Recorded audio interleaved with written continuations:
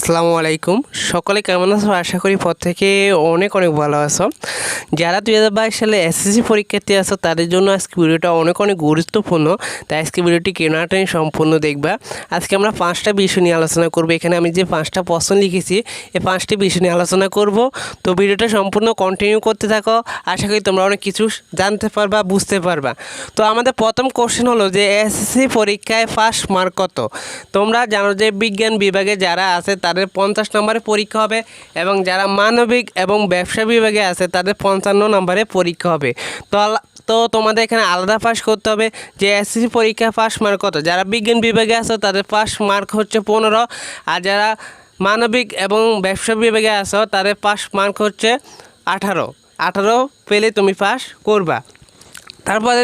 2 নম্বর question কত পেলে এ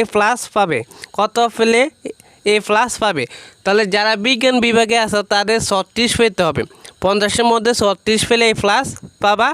আর যারা মানবিক এবং ব্যবসা বিভাগে আছে তাদের 44 পেতে হবে 55-এর মধ্যে 44 পেলে এ প্লাস পাবা তারপরে 3 নম্বর সিকিউ এমসিকিউ দুইটা মিলে পাস নাকি আলাদা পাস করতে হবে আমি একেবারে শর্টকাটে ভিডিওটা শেষ করে দিব কারণ ভিডিও বেশি লং হলে তোমরা দেখতে বোরিং ফিল করবা দেখতে অসুবিধা মনে হবে তাই আমি একেবারে শর্টকাটে ভিডিওটা শেষ করব তো সিকিউ এমসিকিউ দুইটা মিলে পাস নাকি আলাদা পাস করতে হবে জেএসসি পরীক্ষা যখন তোমরা দিয়েছো তখন একসাথে পাস করানো হতো কিন্তু এসএসসি পরীক্ষায় সিকিউ এমসিকিউ আলাদা আলাদা পাস করতে হয় তারপর 4 নম্বর জেএসসি নম্বর যোগ হবে কিনা যেহেতু তোমাদের ইসলাম অনৈতিক শিক্ষা তথ্য ও যোগাযোগ প্রযুক্তি তারপরে বিজ্ঞান বাংলাদেশ ও বিশ্ব পরিষদ এইসব বিষয়ে পরীক্ষা হবে না তো ওই নম্বরগুলো যোগ করা হবে জেএসসি থেকে ওই নম্বরগুলো যোগ করা হবে ধরো তুমি আইসিটিতে এ পেয়েছো তো এসএসসি আইসিটিতে এ পাবা আবার ধরো ইসলাম অনৈতিক শিক্ষা এ প্লাস পেয়েছো জেএসসিতে তাহলে এসএসসিতেও এ প্লাস পেয়ে যাবা তো যে পয়েন্ট পেয়েছো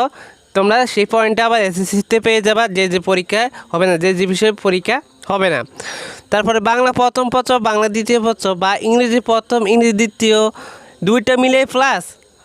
হ্যাঁ অবশ্যই দুইটা মিলে প্লাস বাংলা প্রথম পত্র এবং বাংলা দ্বিতীয় পত্র ধরো তুমি বাংলা প্রথম পত্র একটু বেশি পেয়েছো বাংলা দ্বিতীয় পত্র একটু কম পেয়েছো তাহলে দুইটা না যোগ করে তোমাকে প্লাস ধরা হবে এবং ইংরেজিও একই যে ইংরেজি প্রথম পত্র এবং ইংরেজি দ্বিতীয় পত্র এই দুইটা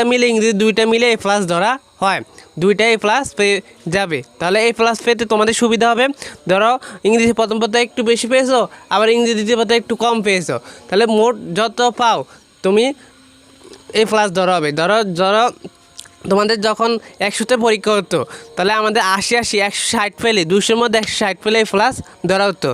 যেহেতু এবার তোমাদের পরীক্ষা হবে 50 মার্কে তাহলে তোমাদের এই প্লাস এবার পাওয়ার সুবিধা অনেক বেশি তো তোমরা আশা করি আজকে ভিডিওটা দেখে অনেক উপকৃত হয়েছো তোমাদের মনে আরও কোনো ধরনের প্রশ্ন থাকলে অবশ্যই কমেন্ট করে জানাবা